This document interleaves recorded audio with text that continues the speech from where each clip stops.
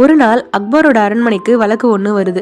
ஒருத்தர் தான் ரொம்ப நாளா கஷ்டப்பட்டு சேர்த்து வச்ச பணம் நகை எல்லாம் காணா போயிடுச்சுன்னு வந்து அழுகுறாரு. அக்பர் பிர்பால் கிட்ட விசாரிக்க சொல்றாரு.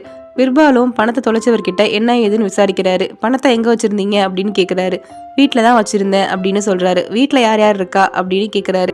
என்னோட வேலைக்காரர்கள் 4 பேர் இருக்காங்க அப்படின்னு சொல்றாரு. பிர்பால் அந்த வேலைக்காரர்கள் 4 பேரையும் கூப்பிட்டு விசாரிக்கிறாரு. 4 பேருமே நாங்க எடுக்கல அப்படின்னு சொல்றாங்க.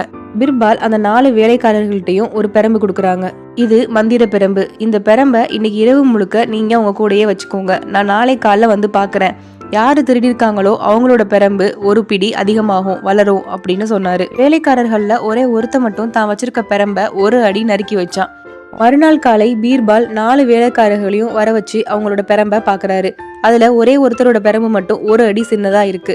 இது மந்திர பெரம்பு இல்ல, பெரம்பு வளர்ந்துரும் அப்படின்ற பயத்துல நீ தான் ஒரு அடி நறுக்கிருக்க, நீ தான் திருடன் அப்படின்றாரு.